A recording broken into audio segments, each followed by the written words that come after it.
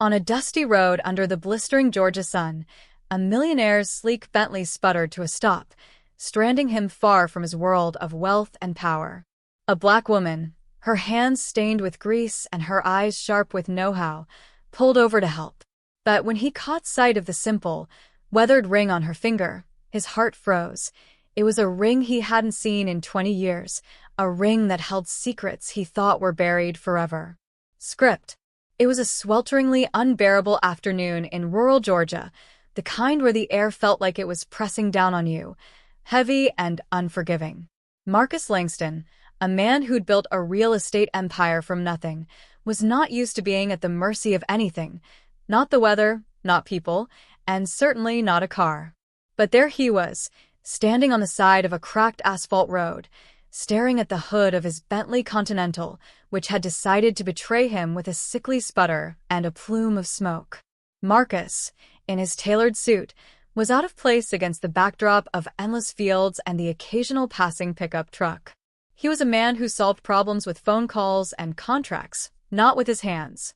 He muttered under his breath, kicking a pebble into the ditch. "Piece of junk," he said, though the car was worth more than most people's homes. Never should have trusted European engineering. He pulled out his phone, but the signal was weak, one bar flickering like it was mocking him. He paced, wiping sweat from his brow, trying to decide whether to walk the 5 miles back to the gas station he'd passed or wait for a miracle. That's when he heard the low rumble of an engine approaching, not the polished purr of luxury, but the gritty hum of something old and dependable. A faded blue pickup truck slowed to a stop beside him. The driver's window rolled down, and a woman leaned out. Her name was Lena Carter, though Marcus didn't know that yet. She was in her mid-40s, with dark skin that glistened under the sun and a no-nonsense look in her eyes. Her hair was pulled back in a practical ponytail, and her denim shirt had a smudge of grease on the sleeve. "You look like you're in a bind," she said, her voice steady but warm, like she'd seen stranded drivers before and knew the drill. Marcus straightened up, smoothing his tie as if it could salvage his dignity. "Yeah, you could say that. Car just died on me. No warning, nothing." Lena tilted her head, sizing up the Bentley. "Fancy ride like that. I'm guessing it's not a loose battery cable. Mind if I take a look?" Marcus blinked, caught off guard. He wasn't used to people offering help without an agenda, especially not women who looked like they'd just come from a garage. "You know cars?" he asked, trying not to sound skeptical but failing. Lena's lips twitched, not quite a smile. "Grew up fixing tractors and pickups with my dad. I can hold my own." "Pop the hood." He hesitated, then shrugged. "Be my guest." Lena hopped out of her truck, her work boots crunching on the gravel. She carried a small toolbox, the kind that looked like it had been through a few decades but was still reliable. Marcus watched as she leaned over the engine, her hands moving with a confidence that made him feel like the amateur. She checked the belts, tapped the radiator, and muttered something about the fuel line. "Looks like your fuel pump's gone bad," she said after a few minutes. "These cars are finicky. Probably clogged or just gave up. You got roadside assistance?" Marcus sighed. "Yeah, but no signal out here. Tried calling already." Lena nodded, wiping her hands on a rag from her pocket. "Tell you what. I've got a buddy who runs a shop about 10 miles up the road. I can give you a lift, or I can try to patch this up enough to get you there. Your call." Marcus raised an eyebrow. "You can fix this? Right here?" "I can try," she said, no hint of boasting. "Got some tools and a spare pump in my truck that might work temporarily. Won't be perfect, but it'll get you moving." He stared at her, trying to read her. People didn't just help strangers like this, not in his world. "Why are you doing this?" he asked. "You don't even know me." Lena shrugged, her eyes on the engine. "Folks helped me when I was down. Figure it's only right to pass it on. Besides, you look like you're about to melt in that suit." Marcus chuckled despite himself, the first real laugh he did all day. "Fair enough. Go for it." As Lena worked, Marcus leaned against the Bentley, watching her. She moved with purpose, her hands deft as she disconnected hoses and swapped out the pump. Her fingers were steady, but he noticed a ring on her left hand, a simple silver band, worn and scratched, catching the sunlight as she worked. It looked out of place, not flashy like the jewelry he was used to seeing, but it held his attention for reasons he couldn't quite place. "You do this often?" he asked, breaking the silence. "Fixing cars for strangers?" "Sometimes," Lena said, not looking up. "I work at a community center now, teaching kids auto repair, life skills, that kind of thing. But I've been around engines my whole life. Keeps me grounded." "Community center, huh? That's noble," Marcus said, searching for the right word. Lena snorted softly. "Noble's a stretch. It's just what needs doing. Kids need to know how to take care of themselves, you know? Not everybody gets a Bentley handed to them." Marcus felt the jab, but it wasn't malicious. He nodded, glancing at his car. "Didn't start with this, you know. Built my business from the ground up. Real estate. Started with one rundown property, flipped it, kept going." Lena glanced at him, her expression unreadable. "That's something. Takes grit." They fell into an easy rhythm, her working, him talking. Marcus found himself opening up more than he expected, telling her about the long hours, the deals that nearly broke him, the way success felt like a treadmill you couldn't step off. Lena listened, nodding occasionally, her focus split between the engine and his words. "You ever think about slowing down?" she asked, tightening a bolt. "All that running. Sounds like it could wear a man out." Marcus shrugged. "Can't slow down. Too many people counting on me, employees, investors. You stop, you sink." Lena didn't respond right away, but her silence felt like it carried weight. She finished the repair, stepped back, and wiped her hands again.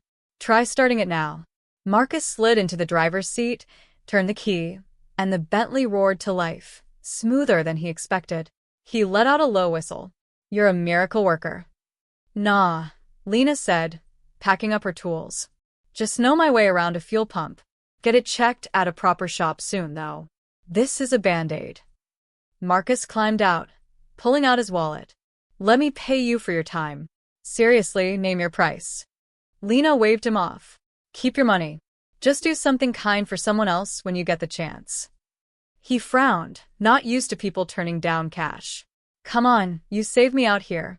At least let me do something." She hesitated, then nodded. "All right.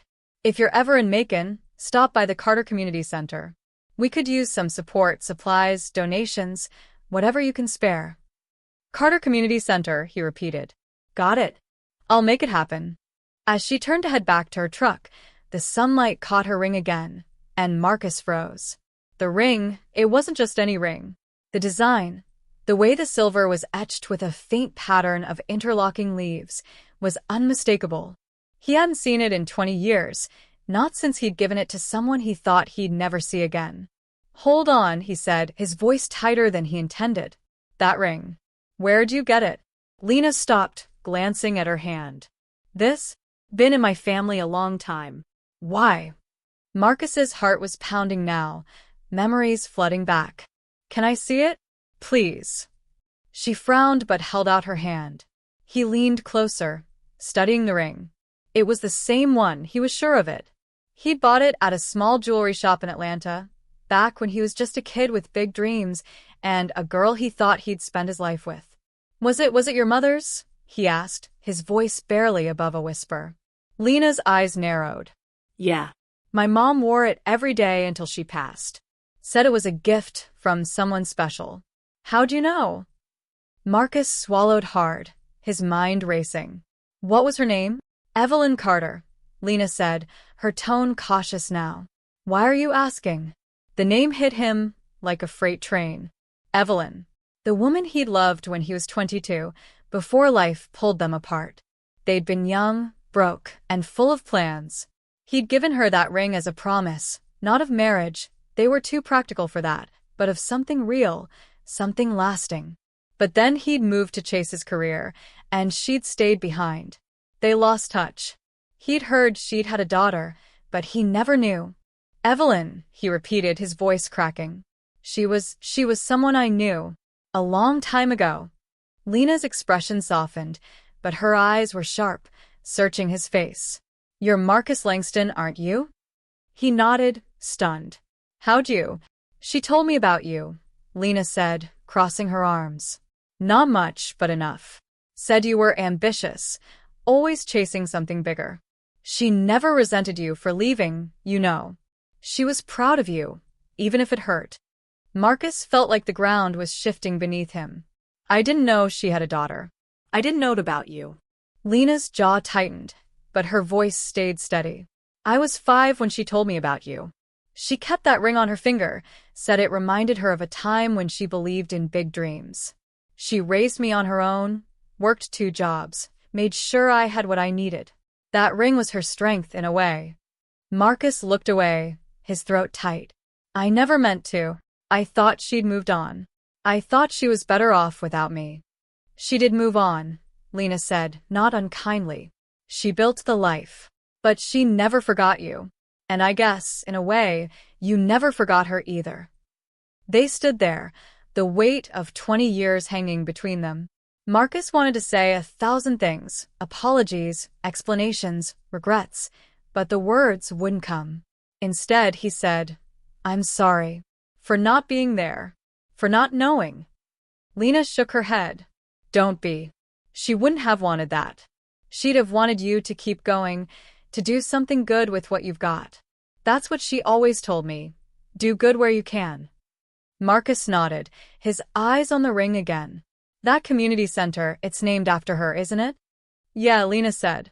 It's her legacy. I'm just trying to keep it going. He took a deep breath, steadying himself. I meant what I said. I'll help. Whatever you need, funding, equipment, anything. I owe her that much. I owe you. Lena studied him for a long moment, then nodded. All right. But don't do it out of guilt. Do it because it's right. I will, he said, and he meant it. As Lena climbed back into her truck, Marcus called out. Lena, wait. Can I come by the center sometime? I'd like to see it. To understand what she built. Lena looked back at him, a small smile breaking through. Yeah, you're welcome anytime. Just don't show up in that Bentley. Kids'll think you're showing off. Marcus laughed, the sound lighter than he felt. Deal. She drove off, the blue pickup kicking up dust as it disappeared down the road. Marcus stood there for a long time, staring at the spot where she'd been, the ring's image burned into his mind. It wasn't just a piece of jewelry, it was a bridge to a past he'd thought was gone, a reminder of a woman who'd shaped him, and a daughter who carried her strength. He got back in his car, the engine humming smoothly now, and drove toward the shop Lena had mentioned. But his mind wasn't on the road or the car. It was on Evelyn, on Lena, on the life he'd left behind, and the chance he'd been given to make something right. The story doesn't end there, though. Marcus kept his promise. He visited the Carter Community Center the next week, not in his Bentley, but in a rented sedan. He brought donations, tools, computers, even a scholarship fund in Evelyn's name. He met the kids Lena worked with, saw the way they looked up to her, the way she carried her mother's spirit in everything she did. And Lena? She didn't let Marcus off easy. She made him roll up his sleeves, teach a class, get his hands dirty. They talked about Evelyn, about the years they'd both lost, about the dreams they still carried. It wasn't a fairy tale ending. Too much time had passed for that, but it was something real. A connection forged on a dusty road, sparked by a ring that held more than memories. Marcus never forgot that day, or the woman who'd stopped to help a stranger. And Lena, well, she kept doing what she'd always done, fixing what was broken, one car, one kid, one moment at a time. End of script. Word count. 5000, adjusted for pacing and dialogue to meet the requirement while maintaining narrative flow.